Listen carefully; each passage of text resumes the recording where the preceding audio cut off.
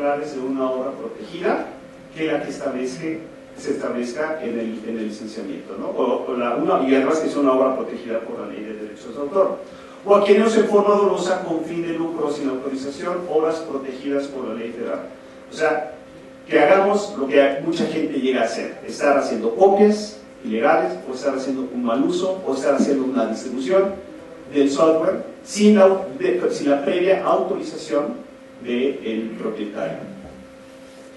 Y finalmente, para no aburrirlos con esta parte de la ley, el artículo 424 bis dice: se impondrá prisión, aquí la pena es mucho más severa, se impondrá prisión de 3 a 10 años y de 2.000 a 20.000 días de multa a quien produzca, reproduzca, introduzca al país, almacene, transporte, distribuya, venda copias ilegales, ¿sí? O bien a quien fabrique algún dispositivo que viole la protección de los programas de cómputo.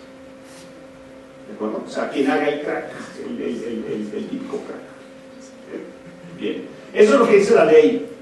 Eso es lo que dice la ley. Entonces, nada más para que ustedes lo ubiquen. Nada más aquí algo importante, y que en este caso quizás como individuos a lo mejor no nos afecta tanto, pero pensando por ejemplo en una organización ya sea pública o privada, en este caso puede ser que estemos como una organización privada realizando algún proyecto arquitectónico y que en nuestra organización esté instalado por ejemplo AutoCAD. Entonces, si esa licencia de AutoCAD por alguna razón resulta que no es legal, entonces obviamente el proyecto para el cual se está utilizando esa herramienta, pues obviamente ese proyecto no está siendo tampoco legal. Entonces, nos está afectando en la organización, en la cuestión de pues en tener una cuestión positiva o una imagen positiva referente hacia nuestros clientes, o tener una imagen negativa referente a nuestros mismos clientes, obviamente, ¿no? De tal manera que, por ejemplo, si nosotros argumentamos que desconocíamos la ley y que de alguna manera pues no sabíamos que estábamos incurriendo en algún delito, entonces es importante nada más recordar esto, que aun cuando tú desconozcas la ley, no te exime de tus obligaciones, y en este caso la ley lo dice muy claro, de acuerdo a lo que ahorita se acaba de comentar. Entonces, si llega una auditoría a esa organización, es sujeta de ser penalizada. 2, si por alguna razón no hay ninguna auditoría, pero por ahí alguien se da cuenta que estás utilizando una licencia que no es legal, pues obviamente la imagen de tu organización, en lugar de crecer, pues va a decrecer. Entonces eso en tus proyectos futuros te puede afectar, y pues obviamente el objetivo es que no ocurran ese tipo de circunstancias, ¿no? Piensen esto que comenta Julio como la imagen de la organización, ¿sí? Y eso transpónelo también a la imagen como profesionistas. ¿Por qué? Porque en una organización le pega durísimo la imagen. Si las empresas y los clientes se enteran de que el producto que están vendiendo o el servicio que están brindando se respalda a través de un software ilegal, muchos clientes van a decir, bueno, si están incurriendo a ese nivel de ilegalidad, ¿con qué garantía tengo yo de que ellos estén actuando de manera ética? O que el producto que me estén ofreciendo sea un producto de buena calidad, cuando existe esto de por medio, ¿no? Esa ilegalidad de por medio. Entonces impacta muy fuerte en una organización, en una institución, ya sea pública, ya sea privada, ya sea educativa, ya sea investigación, pega durísimo el hecho de que se utilice software ilegal. ¿Sí? Software porque estamos hablando ahorita del tema, ¿no? Ya otro tipo de piratería pues ya también pega, impacta. Pero bueno, en el caso del software ilegal sí pega muy duro en una organización. Y la imagen de una organización, así como la imagen de una empresa, la pueden apabullar, la pueden triturar literalmente.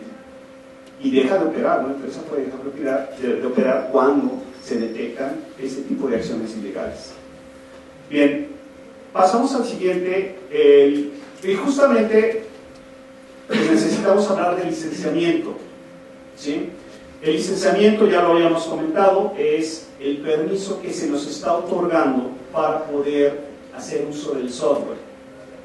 Normalmente el licenciamiento, hace muchos años, bueno, yo te voy a otorgar permiso para que puedas utilizar mi software por máquina, o sea, un licenciamiento de 1 a 1, ¿sí?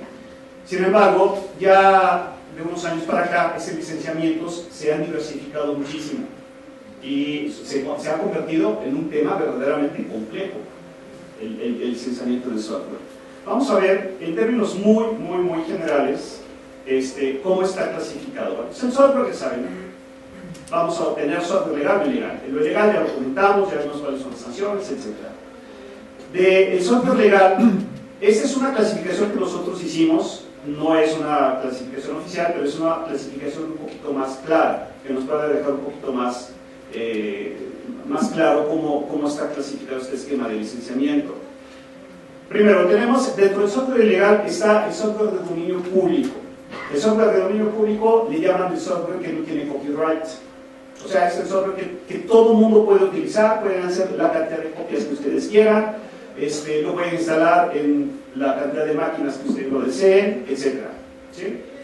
Pero el gran problema de este tipo de software, una, es que la gran mayoría de las veces pues, no tiene un soporte. No tiene soporte. Ustedes no les bueno, a mí no me interesa que tengan soporte, a mí me interesa utilizarlo, pues es perfectamente válido, ¿no? Pero no están incurriendo en ninguna ilegalidad. Pero una empresa que solo utilice como un elemento fundamental para su operación diaria, sí puede tener repercusiones graves el que no tenga un soporte o el que no tenga una actualización. Recuerden que el software, tarde o temprano, se va haciendo obsoleto. ¿Por qué? Porque tiene que ir a la par del sistema operativo, de las actualizaciones que se llevan a cabo en los sistemas operativos. Seguramente ustedes lo han visto en sus teléfonos celulares, que tal vez instalan alguna aplicación y cuando se hace una actualización del sistema operativo del teléfono, resulta que esa aplicación, si fue gratuita, pues ya venció, ya no pueden hacer uso de ella. ¿De acuerdo? Bueno, pues ese es el software de dominio público, o esa sería la segunda o la desventaja que puede llegar a tener el software de dominio público. Hay algunos software que sí los actualizan. De hecho, no pasa nada con el licenciamiento porque ni siquiera se conocen incluso quién es el autor. Alguien lo desarrolla, yo lo voy a donar, va a ser una donación, no me interesa ni siquiera que me lo reconozcan, y ahí está el software, ¿no? El otro es el software que le llaman propietario, privado o privativo. Este software tiene una característica básica, que es cerrado. Cerrado significa que podemos únicamente utilizar el código objeto. No podemos hacer modificaciones de ese software. ¿Ok? Por lo tanto, sistemas operativos como Windows o el sistema operativo de Android o el software, la gran mayoría de software de aplicación para Windows, pues es software privado o privativo. ¿Sí? Y estos se dividen a su vez en tres grupos fundamentales, que son el software de pago. Yo adquiero la licencia y yo recibo el software, lo puedo instalar y puedo utilizarlo. Está el freeware, que es un software gratuito. Este sí es un software gratuito, que posteriormente incluso se podría convertir en, si sale una nueva versión, pues tiene la opción el dueño o el propietario, el desarrollador, de poder cobrarlo en un momento dado, se convierte en software de pago. Y está el shareware, que ahorita es una moda, es una tendencia que están teniendo las empresas, que es tener un software, me permite instalarlo, me permite utilizarlo, pero tiene una franja de tiempo fortuita, pequeña. Me da un mes, me da 2 meses, o me puede dar cierto tiempo para poder utilizarlo, para poder probarlo, y ya después, cuando termina esa fecha, me da la opción de adquirirlo. ¿Okay? O bien, me puede permitir la instalación del software, pero solamente habilita ciertos módulos. Y ya después, si quiero comprar la versión completa, pues habilita el resto de los programas. Eso sería el shareware. Y por otro lado tenemos el software libre. No sé si han escuchado de este término, que se utiliza incluso los mismos personas que se dedican al software libre, tratan de manejarlo utilizando términos en español, porque no es un freeware, ¿sí? Porque el freeware no tiene nada que ver con el software libre. El software libre significa que yo tengo la opción de copiar, de distribuir y de utilizar y de modificar el software. ¿De acuerdo? Ese es el software libre, que también se le conoce, bueno, hay una división ahí un poquito más bien que tiene que ver con aspectos éticos de enfoque, más que la característica básica, porque tanto es libre como el software abierto, ¿sí? No sé si han escuchado, este se conoce más como el open source, son software que te permiten tener acceso al código fuente. O sea, tú puedes hacer modificaciones a los módulos de ese software, ¿sí? No, hay una aclaración importante, y el mismo Richard Stallman, que es el padre del software libre, ¿sí? lo comenta. El software libre no significa software gratuito, ¿no? Hay una confusión por el término free. Ustedes saben que free en inglés tanto significa libre como gratuito. Aquí el software libre no necesariamente es gratuito, puede ser gratuito, pero no necesariamente, ¿okay? Entonces, por eso se clasifica tanto libre como el código abierto, o el software de código abierto, como gratuito y como de pago. Porque yo puedo adquirir un software libre y tal vez si necesito un módulo en particular, haya un grupo de personas que puedan estar desarrollando el módulo que yo necesite, y ese módulo no necesariamente que me van a vender, que me van a ofrecer, es gratuito, lo pueden estar vendiendo, ¿okay? Pero bueno, existe esa opción. No sé si quieran ampliar un poquito más, Mau o Julio. Sí, básicamente esta clasificación que hicimos nosotros es para ayudarles a ustedes, y es parte de muchas iniciativas que hay para prevenir la piratería, es que les ayude a encontrar el software que necesitan para cubrir su necesidad. Puede que ustedes deseen un programa de diseño gráfico, no tengan dinero para pagar Photoshop, no lo vayan a piratear. Hay versiones libres, hay versiones shareware, versiones freeware de editores de imágenes muy potentes que pueden utilizar, porque a lo mejor su labor es de 15 días y en 15 días terminan de hacer su imagen, y con esa versión gratuita o de shareware, que serían los demos famosos, con eso ya salen del paso y terminan sus labores, ¿no? Entonces queremos que se enfoquen en dónde puede estar el software que necesiten de forma legal. Sí, hay versiones de editores gráficos muy poderosos en código libre que no tienen un costo tan alto o son gratuitos para la comunidad. Entonces busquen y enfóquense en qué es lo que necesitan y dónde pudieran cubrir esa necesidad, ¿no? Les tengo una nota que platicábamos mientras preparábamos la conferencia, que es el caso de la ciudad de Múnich, que en el año 2002 decidió dejar el software privativo, en este caso de Windows, cambiar su operación y pasarse a Linux. Hicieron un trabajo muy fuerte, estamos hablando de 2002 a la fecha, son 17 años más o menos de labores continuas, y hace unos meses anunciaron que pues ese proyecto se cancela, se termina, que van a meter dinero para mudarse ahora a Windows, porque se dieron cuenta que el desarrollo que necesitaban hacer del software para la operación de la ciudad no existía en esas comunidades libres, no existía en ese formato open source, no tanto gratuito. Ellos pagaron, muchos desarrolladores pagaron a muchas empresas para hacer su software y no cubrieron las necesidades que sí ya había en el software privativo. Había empresas que estaban haciendo software para otras ciudades y que ellos necesitaban y por el modelo no podían implementar, ¿no? Entonces se dieron cuenta de que había que cambiarse del sistema operativo y regresar a esto. Eso no quiere decir que el software privativo siempre va a ser la solución a los problemas que tengan. Más bien es el análisis de esos problemas el que los va a llevar hacia la mejor solución o la solución más económica para ustedes. Lo que sí es una realidad es que ustedes como estudiantes, me dijo a los que son estudiantes de ingeniería o que les interese este tipo de programas o de desarrollo de software, creo que sí es importante que incursionen, que no nada más estén volteando a ver, pues voy a utilizar un software y por lo tanto me voy, o sea, a la plaza de la computación y que me lo instalen, o compro el software y lo utilizo, ¿no? O sea, lo que no estamos nada a favor es la ilegalidad. O sea, es ilegal hacer copias, es ilegal comprar software privativo, pues barato, o sea, no dirigiéndose a las fuentes adecuadas. Habrá gente que estará a favor, habrá gente que estará en contra. Bueno, generará también mucha polémica, pero lo que es ilegal hoy por hoy es comprar software, obviamente, en lugares no apropiados, ¿no? Sí, adicional a eso, en este caso, el problema es precisamente las licencias, ¿no? De tal manera que si tú tienes la necesidad de solucionar un problema antes de determinar cuál es la estrategia a seguir, si te vas por un software libre, que puede ser gratuito o que puede ser de pago, o si te vas por un software cerrado, que de antemano ya sabes que vas a pagar por una licencia, tienes que evaluar nuevamente en presente y a futuro el costo-beneficio. De tal manera que al realizar esa balanza y después de realizar ciertos análisis, tú puedes determinar qué es lo que más te conviene.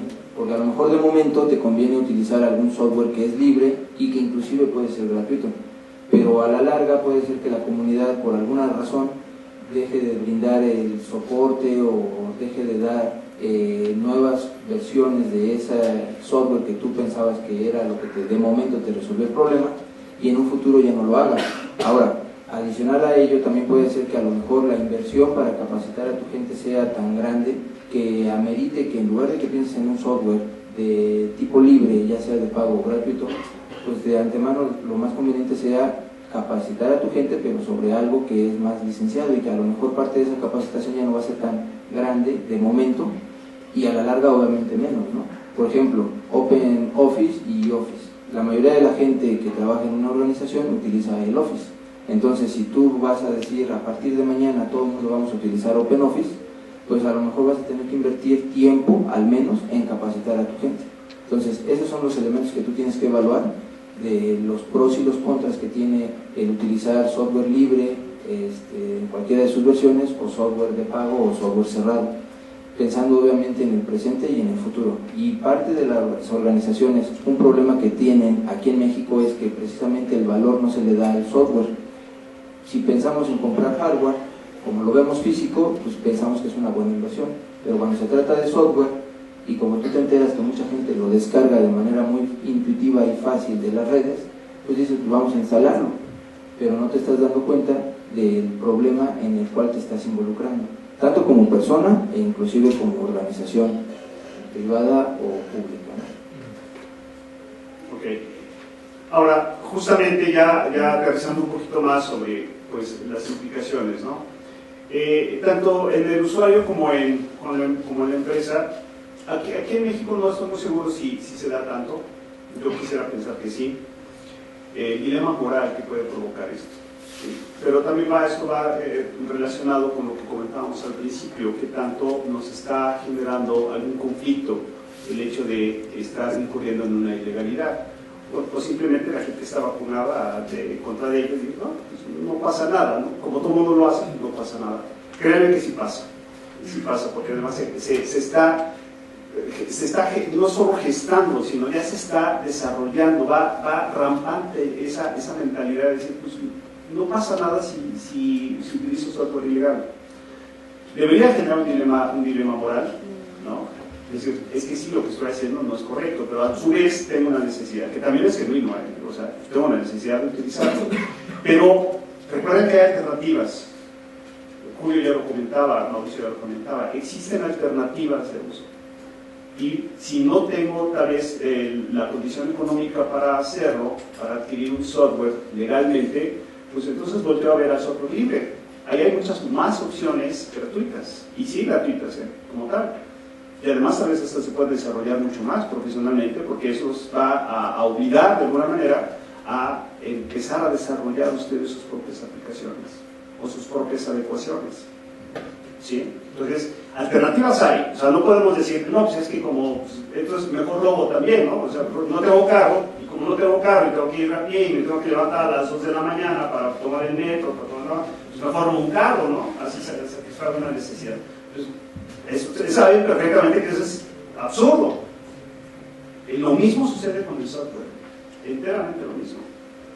Bien, entonces, pues ojalá no se ese dilema moral, pero sí tenemos que dar una solución, y esa solución tiene que ser una solución legal. Nuevamente, software libre por un lado, o bien, pues, veo qué esquemas de financiamiento hay. Hay empresas que están otorgando, Adobe, Microsoft está otorgando esquemas para estudiantes, y las licencias que otorgan para estudiantes son licencias económicas, ¿sí? Puede generar, ya lo habíamos comentado, el software ilegal. Recuerden que no es gratuito, la gratuidad aquí no existe, ¿sí? Tarde o temprano puede ser que sí se esté instalando algún software que ustedes no hayan identificado, que su antivirus no haya identificado, porque recuerden que tampoco son infalibles, y que puede estarles robando información, y que pueden estarles robando datos para crear robo de identidad y utilizar su identidad para cometer algún tipo de ilícito.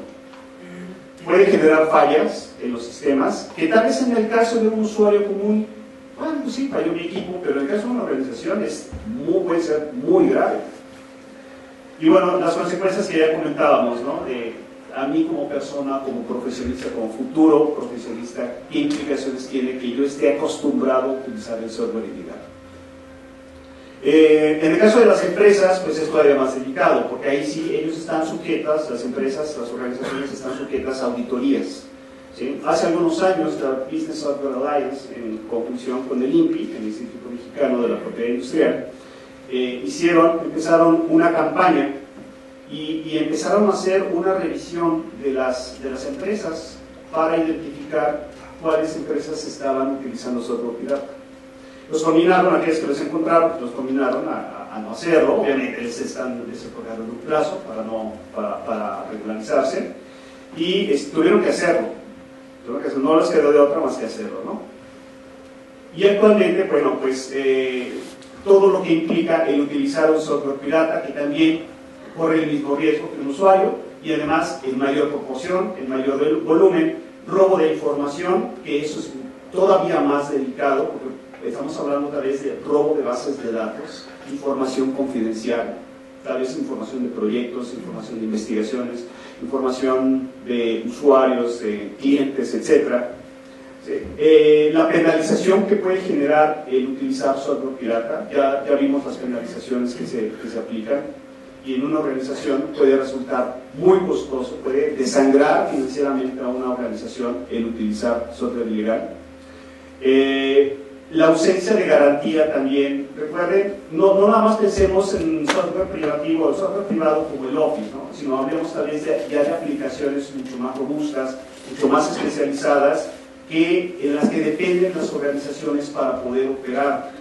Si no tengo garantía del software que me están ofreciendo, o si no tengo soporte adecuado de ese software cuando estoy ejecutando una aplicación crítica, pues imagínense lo que va a originar en la operación. Hablemos, por ejemplo, del software que controla procesos, ¿no? Por ejemplo, pensé en una empresa manufacturera. Una cervecera. Una cervecera, por ejemplo, ¿no? ¿Sí? Y ese software, vamos a suponer, ¿no? Los sistemas SCADA que utilizan esas empresas son sistemas muy sofisticados, muy especializados, y que se utilizara un software pirata, vamos a suponer que se utilizara un software pirata, ¿no? Y que empieza a haber fallos. ¿A quién van a acudir cuando es un software tan especializado? Pues tendrían que acudir directamente al desarrollador, no hay de otra. Y si el desarrollador se da cuenta de que están utilizando el software ilegal, un software que no tiene licencia, pues adiós proceso, adiós proceso, y pérdidas. Eso origina pérdidas evidentemente altísimas. Sí, ahora imagínate un centro de diseño que esté trabajando con un software como AutoCAD, que esté pirateado y que de momento por una actualización se dé cuenta de que el software no es original, bloquee todos los archivos y los deje inservibles. ¿Qué pérdida va a representar para ti como empresa, ¿no? Para tus tiempos, para tus clientes que no van a poder tener sus diseños a tiempo? Dentro de esta misma parte de la responsabilidad de las empresas, me gustaría platicarle la nota que salió hace unos meses y medio acerca de la NSA, que perdió código de su malware que estaba desarrollando. Ellos desarrollan malware, suena extraño, una agencia de seguridad desarrolla malware para poder espiar a los enemigos del Estado, dejémoslo así, y uno de sus empleados tiene la necesidad de tener un Office a la mano. Entonces no se lo pueden instalar en la empresa, va, se descarga un Office pirata, ejecuta apaga el antivirus, puede ejecutar su keygen, echa a andar su Office perfectamente y después vuelve a activar su antivirus, ¿no? Para estar seguro de que no le caiga ningún virus, ¿no? De los que hay por la red y que pueda estar listado en alguna página. Entonces el antivirus detecta el keygen, genera, lo captura, digamos, lo manda a cuarentena, genera un análisis del sistema operativo y encuentra ese código malicioso que todavía no está firmado. Entonces ve que tiene comportamiento extraño, que se parece a algo que ya ha visto en otras ocasiones, lo reporta a su fábrica, a su empresa, el antivirus, y el antivirus recupera información delicada de la NSA. Entonces se vuelve un problema muy grave y todo se debió a la instalación de un software pirata. Entonces, ¿cómo quedas tú como empresa? Quedas mal. ¿Cómo quedas como institución del gobierno? Quedas pésimo. ¿Sí? ¿Y a dónde va esto, no? Estas cacerías de software pirata. Va a que el SAT está perdiendo 160, como 240 millones de pesos al año en dinero que no recupera por evasión de impuestos, porque pues, es software que no está pagando impuestos, ¿no? Es software pirata. Hay todas esas ganancias que también no van, digamos, al crimen organizado, no, va a la recolección, ¿no? Y es algo que estamos todos en el juego de trabajar, ¿no? Entonces tenemos que pagar nuestros impuestos. Perder 160 o 240 millones de pesos, pues sí le importa, ¿no? También al SAT. Bien. Ya para resumir, entonces, las consecuencias del uso del software pirata, uno es, y este es un dato que sí lo da la Business Software Alliance, que es el Fondo del Crimen Organizado. Hizo un estudio sobre esto, y sí, ese dinero pues recuerden, o sea, el software pirata, existen núcleos, existen grupos de personas que se dedican a clonar, que se dedican a hacer copias ilegales, pero es una industria inmensamente grande, ¿eh? No nada más es el cuate que tiene su puestecito y vende el software, sino es una industria muy, muy poderosa. Entonces, pensemos que estamos nosotros fondeando, que estamos nosotros contribuyendo al crimen organizado, si compramos software pirata. El mercado del software pirata invade mucho los mercados latinoamericanos, y esto también lo dice la BSA, lo que impide que surjan las empresas garage. Las empresas garage, pues, si ustedes recuerdan, Bill Gates y Steve Jobs crearon ese imperio de Microsoft y Apple en un garage, ¿sí? Ahí es donde crearon Apple I, Steve Jobs, y Bill Gates también empezó en una empresa que le llaman empresas garage. Esto por lo menos lo que haría sería pues no fomentar, disminuir la intención de que la gente, los jóvenes, ustedes desarrollen software, ¿no? Si saben de antemano que les van a copiar el software que ustedes desarrollen, pues para que lo desarrollen. Todo el esfuerzo dedicado, todos los recursos que he invertido, pues no vale la pena, porque tarde o temprano me lo van a piratear. Pero si ustedes tienen la certeza de que el software que van a desarrollar es un software que si es bueno, la gente lo va a adquirir, pues qué maravilla, ¿no? Porque empieza una industria floreciente, ¿no? Aquí en México de desarrollo de software. Así, por ejemplo, la India en pocos años se ha desarrollado como una empresa, una gran potencia de desarrollo de software, ¿sí? Se incurre evidentemente en la ilegalidad, esto ya lo comentamos varias veces. No caigamos en la ilegalidad. Puede provocar o provoca fallas en el sistema, ¿sí? Porque no sabemos qué tipo de malware es el que se está instalando en nuestro equipo. Tiene consecuencias a futuro. Recuerden la imagen que nos puede provocar el hacer un uso de software ilegal, de software pirata, y puede haber un incremento en el malware en nuestros equipos.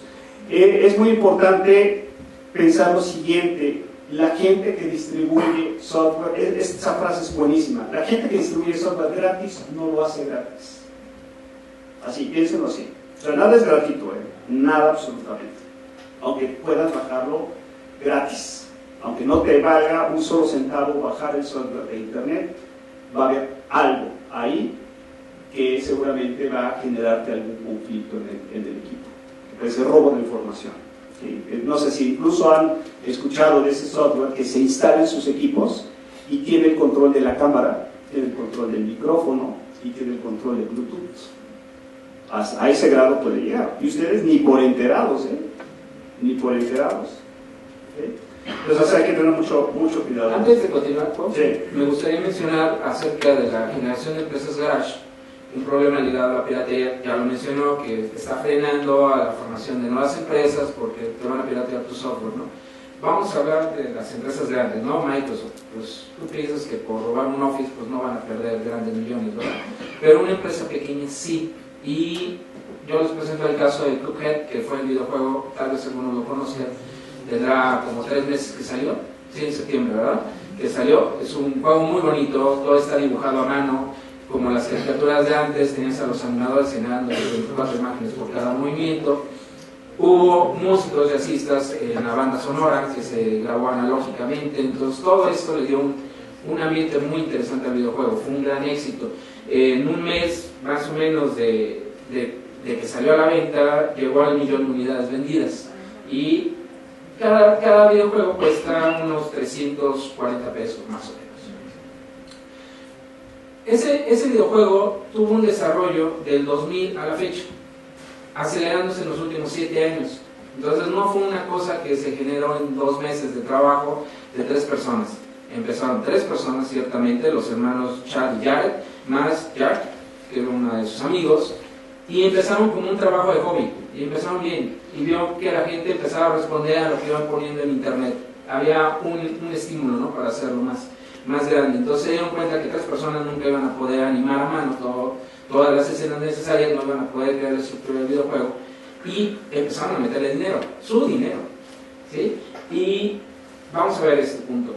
Uno pensaría, bueno, es que aquí en México pues yo voy a tener que poner todo ese dinero, ellos son de Canadá. Bueno, pues sí, en Canadá van a recibir apoyo del gobierno, ¿no?, para hacerlo. No, ellos hipotecaron sus casas para poder fundar un estudio. Con ese estudio pudieron contratar a más gente, que más gente se integrara y sacar su producto a la venta. Entonces, cuando estás pirateando un videojuego como ese, no estoy hablando de las grandes compañías, le pegas durísimo a esos emprendedores que están tratando de hacer nacer su empresa. Ese 1.000.000 de unidades vendidas, gracias al éxito y a la calidad de su videojuego, ya lo sacó a flote. Podemos ver una segunda generación de videojuegos de esos emprendedores, de esa empresa maravillosa. Posiblemente sí, pero solo dependerá del apoyo que reciban al comprar su juego. Entonces, hay que hacer ver que la piratería puede frenar a las empresas grandes a tener más ganancias, sí, que lamentable, ¿no? Pero, y los pequeños los vas a enterrar, y vas a perder un juego que puede ser una maravilla porque se piratearon el código, ¿no? O se piratearon el juego cuando salió. Entonces hay que tener cuidado y darse cuenta de esos impactos que tienen, ¿no?, hacia la sociedad misma. Sí. Adicional a eso, obviamente parte de la cultura que debemos de generar y de nosotros dedicados a la parte de desarrollo de software, de alguna manera acostumbrarnos a que el producto que nosotros tengamos ya desarrollado, ponerlo con derechos de autor. Finalmente el costo no es muy caro, de hecho son alrededor de 200, 300 pesos lo que cuesta poner en derechos de autor tu desarrollo. Y obviamente eso se empieza a generar una cultura de cada cosa que nosotros hacemos y que de alguna manera puede ser útil para nosotros, para una organización, pues obviamente se empieza a generar una base de datos de software que se está realizando en México y que de alguna manera en un momento dado puede crecer Aquí en la UNAM todavía se está gestando una iniciativa precisamente para hacer una base de datos de todo el software que se está haciendo en la UNAM y empezarlo a generar como derechos de autor, para que el día de mañana la UNAM cuente con una base de datos, y si hubiera alguna organización que tuviera la misma necesidad para lo cual ese software fue realizado, pues solamente este pueda ser adquirido mediante algún convenio o algo por el estilo, ¿no?, o compartido simplemente. Entonces nosotros también como individuos y enfocados hacia la parte de desarrollo de software debemos de empezar a vincular nuestro conocimiento técnico con la parte legal, y en este caso es con los procesos para gestionar que nuestros productos sean avalados por el copyright, ¿no?, en este caso por la INPE. Bien, sí, es una realidad. Ustedes han visto, por ejemplo, el boom de desarrollo de aplicaciones en los teléfonos celulares. O sea, no se hablan de decenas de miles, ya se hablan de centenas de miles de aplicaciones las que existen, ¿sí? Y muchas de ellas pues son aplicaciones extranjeras, la gran mayoría. ¿Y México qué? ¿No? O sea, tenemos la posibilidad, o sea, yo estoy plenamente convencido de que se tiene la capacidad para hacerlo. O sea, sí existe el personal, sí existen las herramientas para poder desarrollar software, ¿no? No sé si no se desarrolle por falta de ganas, porque no hay mucho interés, porque no hay mucho conocimiento sobre cómo se lleva a cabo este proceso, o tal vez porque exista también ese miedo, ¿no?, de que pues, me vayan a piratear mi idea y entonces pues mejor no hago nada, que eso es lo peor, eso sería lo peor. No hay que tener miedo, o sea, existen mecanismos, pero también no contribuyamos a la piratería al adquirir un producto pirata si yo quiero empezar también a desarrollar software, ¿no? Y no lo hago porque tengo el temor de que alguien pueda piratearlo. ¿Sí? Fíjense qué situación tan contrastante. Sí. En este caso, de acuerdo a lo que les comentaba, el costo es de 236 pesos y es para realizar la solicitud de registro de obra. Para la resolución del trámite se emite en un término de 15 días hábiles, de acuerdo al artículo 58 del reglamento de la Ley Federal de Derecho de Autor. Pues en realidad el costo es muy barato, ¿no? 236 pesos. Bien, ahora, esto lo vemos por el lado de aquellos que adquieren el software, pero también las empresas se han tenido que mover, o sea, han tenido que hacer las adaptaciones necesarias pues para los nuevos mercados, para las nuevas circunstancias y también para atacar pues la problemática que afortunadamente, de acuerdo a los datos que hemos visto, ha bajado, ha disminuido no en el porcentaje que quisiéramos, pero sí se ve una franca disminución. Existen diferentes esquemas de licenciamiento, por ejemplo, los licenciamientos por volumen que maneja Microsoft, lo pueden manejar por número de usuarios, por número de servidores o por número de procesadores o núcleos. Eso ya, ese esquema de licenciamiento pues lo manejan directamente con la empresa. Está el Cloud Computing, no sé, Mau, si quieres comentar un poquito más sobre lo que es el Software as Service. Ok, es una iniciativa que se tiene para mover tus aplicaciones que tradicionalmente tienes instaladas en tu teléfono, en tu computadora, moverlas a la nube. Se vuelve casi como tener un acceso, un acceso directo en tu dispositivo. El mejor ejemplo que han planteado es el correo electrónico. Tú no necesitas comprar un servidor, hacer la instalación, crear tus usuarios, y todo. Simplemente te acercas a un servicio de correo electrónico, lo consumes con tu nombre de usuario, puedes tener, hablando de empresa, puedes rentar un dominio para tu correo y generar todo el correo de tu empresa, ahí sin tener servidores disponibles. Eso mismo está pasando con otras aplicaciones tradicionales como Office, como Photoshop, por ejemplo, que ya no necesitas tener la suite como tal, así completamente instalada, ¿no? Accedes a una página o se te descargan los componentes conforme los vas utilizando y después se van desechando, ¿no?, de tu computadora para que siempre estés usando lo que necesites.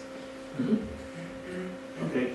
Incluso aparecen algunas empresas que les están ofreciendo gratuitamente, por ejemplo, montar su página web. Existen empresas como Wix, ¿no?, donde ustedes pueden montar su página web y pueden meter ahí todo lo que necesiten y darse a conocer. ¿Okay? Claro, ya si ustedes quieren otro tipo de herramientas, si ustedes quieren ampliar, diversificar las características de la página web, obviamente tiene un costo, ¿no? Pero bueno, esa es una de cientos, tal vez, opciones que existen en la nube. Reducción de costos también, algunas empresas manejan por tiempo, ya no se maneja de manera prácticamente permanente la licencia, sino te dan los esquemas de licenciamiento actuales, te dicen que te voy a dar desde un mes de uso, puede ser un año, pueden ser 6 meses. Ahí tendrían que entrar a las páginas web para que puedan ver cuáles son los esquemas de tiempo que les otorgan. Y por lo tanto, pues, entre menos tiempo lo utilicen, pues es mucho más económico. O bien puede ser por módulos. Hay algunas empresas que también te dicen, bueno, yo te voy a dar toda la suite y el licenciamiento de toda la suite te cuesta tanto. Y si quieres nada más unos cuantos módulos, pues te va a costar esto sí, es mucho más reducido el costo. Estos esquemas vienen de la herencia de lo que era el freeware, donde tú descargabas una parte del software para probarlo por cierto tiempo o con ciertas funcionalidades limitadas. Entonces ahorita te dicen, pues llévatelo completo si lo necesitas o llévate ciertos módulos por el tiempo que vas a utilizar. Entonces fue como un híbrido, ¿no?, que salió de esa parte del freeware. Aquí nada más algo importante precisamente de este tipo de licenciamientos es que parte de la información que tú de alguna manera manejas en tu organización, pues solamente se queda en la nube. Entonces, aun cuando hay términos de políticas y cuestiones legales, pues solamente si tú manejas información sensible referente a los proyectos en los cuales estás trabajando y esa información está en esos servidores, también tienes que evaluar. A lo mejor sí la solución es muy buena en cuestión de practicidad, pero cuando alguien te dice, hay información que voy a estar resguardando a tu nombre, yo te garantizo que no voy a hacer uso de ella de manera indebida, pues solamente es una palabra y inclusive es un papel, pero no hay nada realmente que te asegura al 100% que efectivamente tengas la certeza que esa información no va a ser utilizada para otro fin. Entonces, si tú sabes que la información que estás utilizando o que vas a resguardar en ese tipo de servicios es importante, es muy sensible, entonces sí tienes que pensar, sobre todo si eres una organización, mejor cambiar el esquema y que sea nuevamente on-premise. Finalmente son muy atrayentes ese tipo de planes, pero a la larga puede haber consecuencias no muy agradables, inclusive también en el costo. De momento puede ser muy económico y a la larga se puede hacer muy costoso, porque inclusive si ya tienes gran cúmulo de información almacenada en sus bases de datos y el día de mañana que ya no quieras hacer uso de su servicio y lo quieras tú guardar en tu infraestructura, vas a tener que adquirir de todas formas infraestructura para poder descargar toda esa información, y adicional a ello también vas a tener que pagar para que te proporcionen esa información. En este caso, por ejemplo, servicios de Oracle, de Amazon o del mismo Microsoft, entre otros. Ok, también tenemos el cambio de modelo de venta. Algunas empresas, pues si antes se costaban la licencia 100 unidades monetarias, pues ahora mejor vende 100 licencias en una unidad monetaria, ¿no? ¿Sí? Esos son esquemas que llegan a utilizar algunas empresas para hacer más atractivos el otorgamiento de licenciamiento y que la gente no voltee a ver la adquisición de software ilegal. Están las App Stores, que son empresas que se dedican a, ustedes saben, Mac o Apple, perdón, tiene su App Store, Android tiene su App Store, pero también Microsoft tiene su App Store. Entonces ahí pueden ustedes entrar, adquirir el licenciamiento de su software y bajar totalmente legal el software que ustedes necesiten. Hay mucha diversificación, recuerden que hay mucha diversificación actualmente, sobre todo para las tabletas, para los teléfonos celulares. Pero bueno, también hay que pensar en software especializado, ¿no? O sea, tal vez un Photoshop no pueda instalarse en un teléfono celular, aparte de lo impráctico que representaría utilizarlo, pues no se tiene la capacidad. Pero se puede utilizar en la nube. Recuerden que también ya se están utilizando el software en la nube y las capacidades de procesamiento ya se toman directamente de la nube. No están funcionando las computadoras personales como computadoras inteligentes, sino únicamente como prácticas de terminales, ¿sí? Estamos regresando, bueno, para aquellos que tengan un poco más de edad, estamos regresando a los antiguos esquemas en los cuales existía un procesador central y ese procesador se dedicaba a realizar toda la labor de procesamiento de la información, y se tenían las terminales, que le llamaban terminales tontas, ¿no? En donde nada más servían como un medio de comunicación entre el usuario y el procesador. Actualmente, claro, es mucho más dinámico, es mucho más eficiente, ¿no? Pero también estamos regresando a ese esquema de trabajo. Que el trabajo pesado de procesamiento o el almacenamiento de grandes volúmenes de información ya no se hagan directamente en una computadora personal, sino que se hagan directamente en la nube, ¿sí? Es regresar casi a un esquema de la década de los 70, pero digamos que redimensionado o recargado o revolucionado, como ustedes quieran manejarlo. Y bueno, finalmente otra forma es, tengan mucho cuidado, y esto sí creo que les puede generar cierta conciencia, o si no, conciencia temor. Es la verificación del software a través de Internet. O sea, si ustedes compran software pirata y se instala en una computadora, ¿quiénes de ustedes utilizan ya prácticamente de manera aislada, standalone, que le llaman, una computadora? O sea, ya no interactúan a través de Internet, o no tienen acceso a Internet. Pues prácticamente nadie. Todo el mundo utiliza su computadora, accede a Internet, accede a la red, accede al correo electrónico, etc. O sea, tiene una conexión a la nube, ¿de acuerdo? Al tener esa conexión a la nube, si ustedes instalan software pirata, ya se están creando esquemas o programas de los desarrolladores que lanzan una señal al desarrollador de que se está utilizando un software de manera ilegal. O sea, que sí los pueden detectar si ustedes instalan software pirata. ¿Sí? Aguas. Ahora digo que hay que tener cuidado. ¿Por qué? Porque el hecho, al momento en que se instala el software, en el momento en que ustedes se conectan a la nube, pues prácticamente están susceptibles a que puedan estar tomando información de sus equipos. En particular, en el software que ustedes instalen, sí puede estar siendo motivo de monitoreo y verificación de que ese software efectivamente sea software legal. ¿Okay? Bueno, finalmente me quedo yo con una frase de Olaf Thorvald, que es un profesor de la Universidad de Oslo. Dice: no hay excusa para la copia ilegal, eso es un hecho, pero cuando recibes una oferta que no cuesta demasiado y es fácil de usar, es menos interesante descargar ilegalmente. ¿Sí? O sea, estos esquemas de licenciamiento nos deben voltear a ver que es mejor la legalidad, que es mejor utilizar estos esquemas y no repetir el esquema que tales algunos estén utilizando todavía de instalar software pirata, por todo lo que implica, por todo lo que conlleva. ¿De acuerdo? Bien, ¿algún otro comentario? Bien, pues eso es todo, nada más ya como palabras finales. Creo yo que ustedes como futuros profesionistas, la gran mayoría de los que están aquí como futuros profesionistas, tomen en cuenta esto que estamos trabajando, ¿sí? Que la piratería es una problemática que si no cobra conciencia en los jóvenes, bueno, en todos en general, pero más en los jóvenes, va a seguir siendo un problema que va a continuar, y a la larga los afectados van a ser ustedes. ¿De acuerdo? Tomen en cuenta eso, por favor.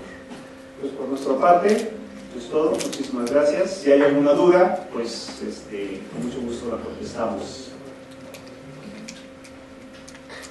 Sí. Yo quería preguntar quería agregar, como que todo esto de la piratería está muy marcado aquí en México, porque realmente no te hacen nada. En otros países, como por ejemplo Alemania, todo ese tipo de cosas de descargas ilegales y todo, te buscan como tu IP y te llegan multas a tu casa. Entonces yo digo que eso aquí, principalmente aquí en México, dejaría de pasar. Si te empezaran a castigar sobre todas esas cosas, por ejemplo en el centro también, que venden todos los discos como si se estuvieran vendiendo legalmente, pues también si los castigaran y si vieran que realmente existe una sanción, yo creo que afectaría muchísimo. Claro. Mira, yo creo que aquí para que haya ilegalidad tienen que existir dos elementos o dos componentes básicos. El que pretende ejercer la ilegalidad o aplicar la ilegalidad, o sea, el vendedor y también el comprador. Yo nada más te pondría la siguiente pregunta. Te haría la siguiente pregunta. Si no hubiera consecuencias al asesinar a alguien, ¿lo haríamos todos? Si no hubiera consecuencias, no pasa nada. Matar, violar, robar, si no pasara nada, o sea, si pasara lo mismo que pasa con la piratería, lo que comentas es cierto, pues no, francamente no. ¿Sí? No, ¿por qué? Porque aunque no me metan a la cárcel, pues de todos modos la carga moral que estoy teniendo es inmensa. ¿Sí? Claro que no es lo mismo, obviamente, robar software o instalar ilegalmente software que matar a alguien. Es claro, es lógico. ¿Sí? Pero a lo que voy es que no tenemos que verlo de esa manera, no tenemos que verlo con esos ojos. ¿Sí? Es una acción ilegal. Pasarse un dato es una acción ilegal también, ¿no? Y bueno, si te toca el poli, pues ni modo, te tocó. Y tienes que pagar la multa, tienes que pagar la mordida, depende también de cuál sea tu ética, ¿no? Como ciudadano. Pero creo que es importante pensar de esa manera. O sea, el hecho de que no pase nada, entre comillas, yo entrecomillaría, no significa que deje de ser ilegal y no significa que entonces justifico yo la acción. ¿De acuerdo? Sí, en este caso, obviamente sin la intención de generar ninguna especie de polémica, Yo creo que más bien aquí es una cuestión cultural, que en este caso precisamente este tipo de temas se están brindando a ustedes que son estudiantes o que pertenecen a una institución formativa y educativa, que obviamente lo que buscamos es que haya nuevos profesionistas con ética y valores considerando este tipo de elementos. Entonces, aun cuando obviamente tenemos una cuestión cultural en donde hay procesos y que la ley dice ciertas cosas y que a veces se aplican y a veces no, también está en nosotros el ser más responsables y tener mayor conciencia en cada uno de los actos que nosotros hacemos. Y en este caso, enfocados en la parte del software, pues ya platicamos sobre algunas cuestiones o virtudes que tiene el adquirir software legal sin necesidad de que sea de venta. Entonces tú tienes nada más que buscar qué soluciones existen, y si en un momento dado no hay soluciones y tienes la posibilidad de generar esas soluciones, pues aún mejor, porque en este caso lo que también nosotros como mexicanos debemos de buscar es que crezca el desarrollo de software pues en nuestro país, y no depender tanto de software que viene de otros lados, ¿no? Y en este caso obviamente pues países de primer mundo. Nosotros somos todavía un país de tercer mundo, pero en vías de desarrollo. Parte de ese desarrollo está en nuestras manos, y obviamente debemos de buscar de hacer las cosas bien hechas, considerando cuestiones, valores, ética, y obviamente ir quitando esa idiosincrasia que nosotros, o que nos caracteriza a nosotros los mexicanos, ¿no? Pero nada más completando tu comentario, que sí tienes, además tienes razón, es que no pasa nada. Mucha gente, pues es que no está pasando nada, entonces finalmente pues, lo hago, ¿no? Más bien, no tendremos que pensar en la consecuencia, tenemos que pensar que la acción que estamos llevando a cabo no es la adecuada, no es la correcta, ¿no? Yo sé que las autoridades tienen gran parte de la responsabilidad, porque algunos de ustedes, y con justa razón, pueden decir, oye, pues es que si afuera del metro Valderas hay no uno, sino cientos o decenas de puestos que están vendiendo esto, pues entonces, ¿cómo? No me queda muy claro, ¿es legal o es ilegal aquí en México? A todas luces es ilegal, ¿no? Desafortunadamente sí, también está acompañado con corrupción, pero nosotros no debemos ser parte de ese esquema de corrupción. En la medida en que nosotros dejemos de comprar, les puedo asegurar que va a dejar de existir puestos de ese tipo. Sí. Perdón. Sí, no, para acá, ¿qué es lo que querías? Bueno, algo que quería decir que propicia la piratería es, bueno, uno se encuentra con muchos videos en YouTube donde te pueden decir cómo descargar cosas ilegalmente, entonces también como que empezaríamos desde ahí. O sea, nos encontramos con tantas cosas en internet que son ilegales también y se siguen propiciando y se siguen teniendo a la mano, entonces también empezaríamos desde ahí, no sé. Que de hecho, parte de los resultados de la encuesta que hizo el ITAM, esa encuesta se la hizo a 1.200 personas. No dice exactamente qué zona geográfica, pero sí menciona sobre la muestra que tomaron fue de ciudades y jóvenes de entre 18, no recuerdo si más de 18 y 18 y 25, de 6 años, una cosa así. Sí, esa encuesta. Y curiosamente, uno de los resultados de esa encuesta fue por qué la gente adquiría software ilegal, hablando exprofesos de software. Y hablaban, la gran mayoría, un gran porcentaje de esas personas contestaba por la disponibilidad. O sea, lo que tú estás diciendo, ¿sí? Pero nuevamente, si yo tengo aquí a la mano, no sé, droga, no significa que porque lo tenga a la mano lo voy a probar. ¿De acuerdo? Tiene mucho que ver lo que dice Julio, tiene mucho que ver los valores que nosotros tengamos infundados. Esto tiene también mucho que ver con la educación que hayamos recibido de nuestras familias también, ¿sí? Cometer un acto ilegal no es adecuado, aún a sabiendas de que pueda no haber consecuencias. No es lo correcto, porque justamente si pensamos lo contrario, por eso nos hemos ido sumiendo en la problemática de corrupción que existe en nuestro país. ¿Sí? Hay que ser mucho más legales, mucho más éticos, infundir más los valores, ¿no? El respeto, por ejemplo, hacia la obra de los demás, hacia la creación de los demás. ¿De acuerdo? En Japón, por ejemplo, si alguien ve algo tirado, prácticamente pregunta de quién es. Pregunta. Si una persona puede dejar una bicicleta sin cadena, nadie se la roba. Aquí con todo y cadena. Se roba la bicicleta y la cadena. Sí, perdón. Bueno, aunado a eso, se están tocando muchos aspectos éticos y estoy de acuerdo también culturales. El problema es también la desinformación. Por ejemplo, aquí la mayoría o la gran mayoría hemos usado software, sabemos que existe software libre, sabemos que existe software de paga, sabemos que Windows no es gratis, que Office no es gratis, pero hay muchas carreras que no lo saben. Entonces, siento que ahí también radica un punto clave, porque por ejemplo, yo tenía dos compañeras de medicina que se les acabó su licencia de Windows y no sabían qué hacer, porque nunca les había pasado y no sabían que tenían que pagar. Entonces siento que se van por la solución más sencilla al no saber qué hacer.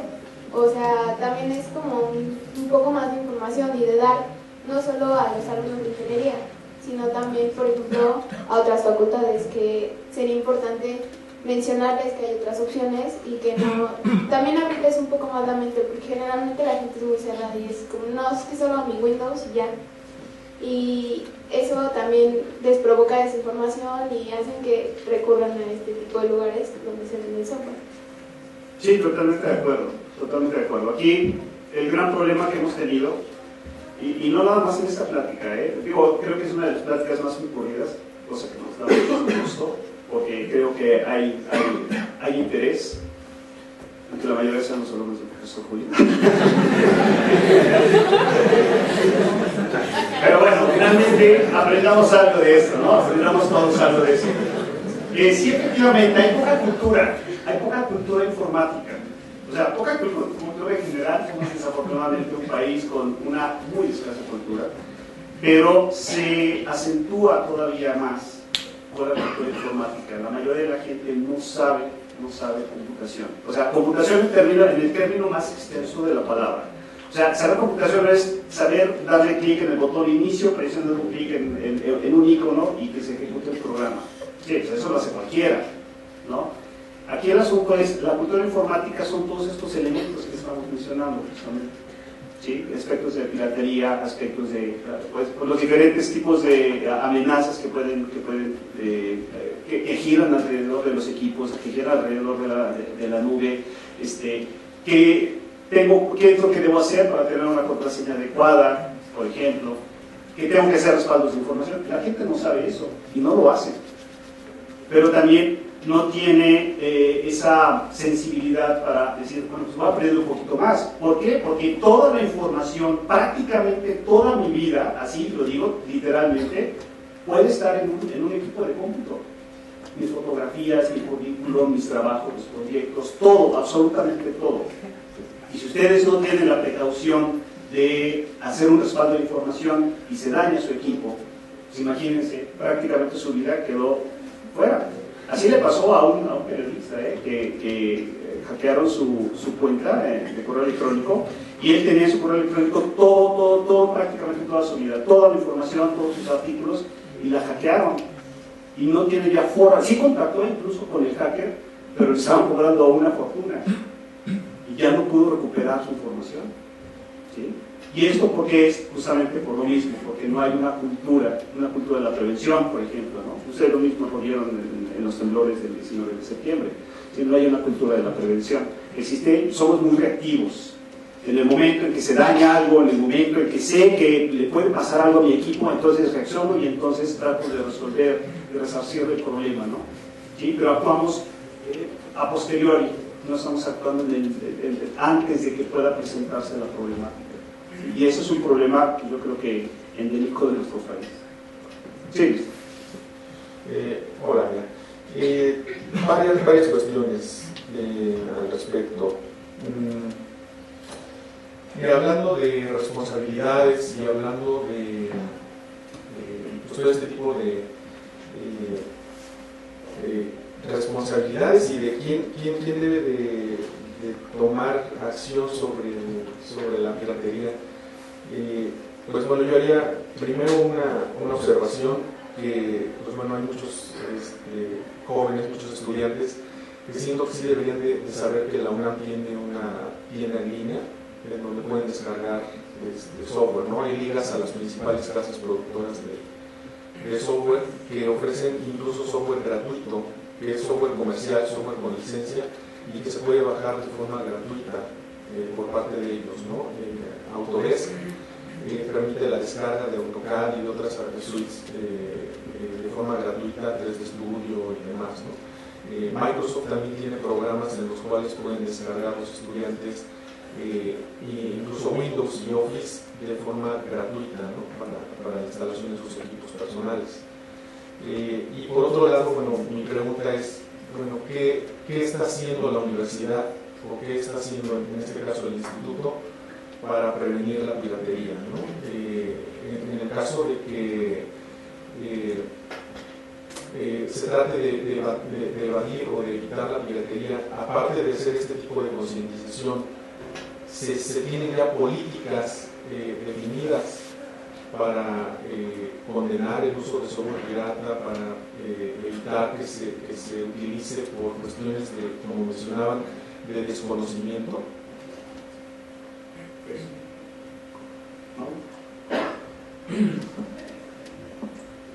Bueno, básicamente como institución lo que yo he visto que se hace es un chequeo de las máquinas cuando se presentan problemas, nos volvemos reactivos una vez más. Sí, algunas auditorías ligeras o medianas, porque es parte de los trabajos que se hacen en la coordinación. Meterse de lleno con el equipo del usuario no se puede, porque pues todavía hay una cultura de que es mi equipo, son mis documentos, no te metes ahí. Entonces, no somos una institución bancaria, como alguna vez yo tuve oportunidad de estar en una donde el equipo era auditoriado casi cada 15 días, entonces sí era muy estricto, había muchas políticas ahí, pero estamos hablando de una institución bancaria donde ustedes esperarían que la gente que trabaja ahí pues no tenga software pirata, ¿verdad? Que pudiera poner en riesgo sus cuentas bancarias. Entonces, ya vimos que instituciones como la NSA pues han tenido problemas con software pirata, entonces como instituto creo que estamos trabajando bien, hacemos las cosas correctamente, concientizando a los usuarios, apoyándolos cuando tienen la necesidad de un software, se les da la mejor orientación, se les ayuda a buscar el camino para que lo obtengan de forma legal, ¿sí? Y creo que es básicamente lo que hacemos como instituto para prevenir la piratería en nuestros equipos. ¿Qué más? Sí, adicional a ello, pues obviamente la UNAM tiene un área de oportunidad muy grande referente a todos los temas de cómputo. Y lo acabamos de ver, de hecho yo les comentaba a los alumnos que hace 2 semanas hubo por primera vez una organización ya digamos más formal de parte de la UNAM, que ahorita de momento es virtual, pero que igual esperemos que con el paso del tiempo se vaya haciendo algo más tangible, y en este caso es conocer los diversos proyectos que existen en la UNAM referente al cómputo, y que obviamente este tipo de problemáticas también serían parte de ese tipo de problemáticas que se tendrían que estar visualizando. Entonces, yo creo que ahorita la UNAM está en un buen momento en cuanto a ese tipo de temas referentes al cómputo, y que con ese tipo de organizaciones podemos empezar a generar este tipo de pláticas y llevarlas, como bien dice la compañera, pues a otras facultades, institutos, universidades, inclusive, ¿no? Con la finalidad de hacer más consciente a la gente del uso de software legal, y que de alguna manera pues obviamente tiene algunas implicaciones generalmente negativas si es que estamos en la parte ilegal, ¿no? Hay también, tengo entendido que ya son varios años, Luis, que ya se tienen manejado un esquema de regulación de licenciamientos. Esto no es nuevo, ya tiene bastante tiempo, que incluso tengo entendido que fue a través de la otrora EGESTA, actual DGTIC, ¿sí? Que a través de DGTIC se empezaron a regularizar los esquemas de licenciamiento en las diferentes facultades e institutos de la universidad. No estoy realmente enterado si ya se logró en su totalidad alcanzar todos los esquemas de licenciamiento de todo tipo de software. Sé que todavía hay por ahí huecos, eso sí tengo entendido. Pero bueno, de que se está trabajando, de que la universidad, el Instituto de Ingeniería está trabajando para lograr hacer este proceso de regularización, sí lo están haciendo. No es la UNAM de hace 15 años en el cual pues, todo el mundo metía y copiaba y hacía y deshacía con el software, sino ya existen esos esquemas, ¿no? Okay. Ahora, otra pregunta. Sí. Hablaban de que para una empresa, pues bueno, si utiliza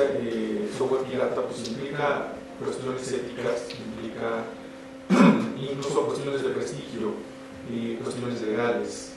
Si les hacen una auditoría, pues puede haber consecuencias legales. Pero esas consecuencias legales, ¿a quién impactan? ¿Solamente a la empresa? ¿O quién es el responsable? Hablaron de que había penas incluso de prisión por utilizar software pirata. ¿A quién impactan esas penas? ¿Al director de la compañía? ¿Al dueño de la compañía? ¿Al empleado que estaba instalando el software? Tengo entendido que el representante legal de la compañía.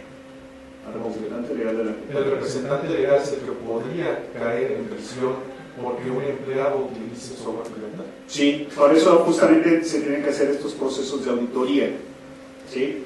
Digo, no tengo la seguridad que así sea, pero finalmente quien tiene que responder ahí es el representante legal. Por eso, cuando se hacen las investigaciones, van directamente sobre el representante legal. Pero obviamente, pues, dentro de la misma organización pues, están involucrados el CIO, están involucrados obviamente la gente, y seguramente han de ser todos aquellos, no más el representante legal, sino todos aquellos que resultan responsables de la instalación del software, ¿no? Porque además se tiene que hacer pues, una auditoría, se tiene que hacer una investigación exhaustiva de quiénes son los responsables directos de la instalación del software ilegal. Incluso podría ser un becario, ¿no? Podría ser un becario que se conecta a la computadora y puede estar a través de la red del instituto, a través de la red de la organización, estar instalando software pirata, podría suceder. Y también, obviamente, tiene su grado de corresponsabilidad. Como este asunto finalmente es una cuestión también de legalidad, pues obviamente se tiene que sujetar a todos los procesos de cualquier situación legal, ¿no? En este caso se tiene que hacer una indagatoria en la cual obviamente se identifique quiénes son las personas responsables directamente del hecho, y una vez que en este caso se empiecen a deslindar responsabilidades, obviamente la persona a la cual le incurra esa responsabilidad pues será la sancionada. En primera instancia se podría pensar que es la organización, pero como en todos lados, no nada más podemos decir vamos a sancionar a la organización y listo, vamos a saber quiénes de las personas que pertenecen a esa organización están involucradas, y a ellas son a las que vamos a empezar a determinar la sanción que amerita. Inclusive puede haber casos en los cuales haya convenios, porque efectivamente a lo mejor el dueño de la empresa, el director de la organización, desconocía que ocurrían ese tipo de cosas. Entonces se empieza a generar ciertas investigaciones, se dan cuenta cuál es la situación en la cual se presentó el caso, y se puede llegar inclusive a una negociación para que no haya penalización, ¿no? Entonces, en este caso, por ser cuestiones legales, yo creo que sería el proceso habitual de cualquier situación que se presente, ¿no? Y obviamente para dar algo más certero, pues tendríamos que invitar y consultar con alguien, obviamente, que se dedique hacia la parte legal, que inclusive también tenemos un problema en ese sentido. A pesar de que nosotros sabemos que hay ese tipo de ocurrencias, no necesariamente la parte jurídica de diferentes universidades están generando personal o gente capacitada para poder tener ese tipo de problemáticas resueltas, ¿no? O sea, nosotros como México inclusive estamos todavía con esa parte en donde tenemos la necesidad de tener gente especializada en el área de TI con conocimientos legales, ¿no? Por cierto, perdón Luis, si tienes otra pregunta, por cierto, es un paréntesis, no sé si sepan que existe la especialidad de auditoría informática, por ejemplo, ¿no? Incluso también hay una especialización en derecho informático, y debe haber seguramente subespecializaciones relacionadas con los temas que estamos tratando. Sí, pero no, ya, muchas gracias. Okay. Sí. A ver, por allá no te oye el micrófono. ¿Ya? Sí, ¿verdad? Bueno, mi pregunta es que, a lo que entendí, es que ante la Constitución el software no está visto como una patente, ¿sí? Ahora, ¿por qué y qué tiene que tener el software para que la Constitución lo reconozca como una patente?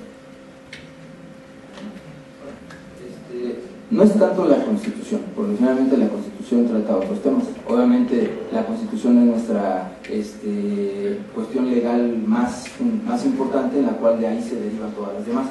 En este caso, de acuerdo a la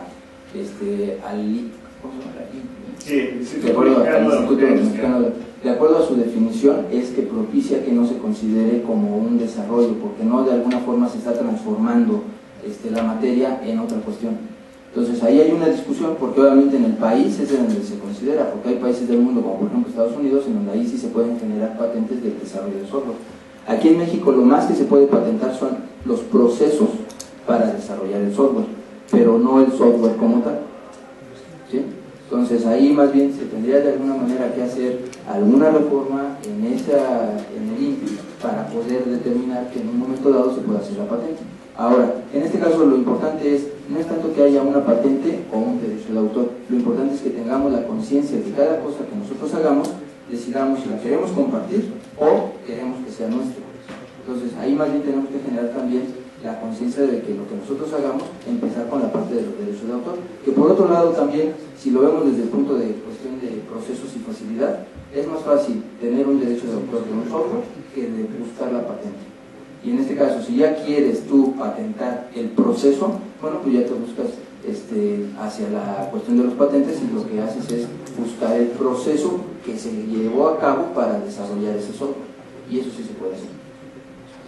Ahora, el hecho de que no se considere como una invención el software no significa que no esté protegido, ¿no? O sea, no está protegido, no lo menciona el Instituto Mexicano, el INPI, el Instituto Mexicano de la Propiedad Industrial, ¿no? Por su definición de invención, pero sí está protegido por la Ley Federal de Derechos de Autor.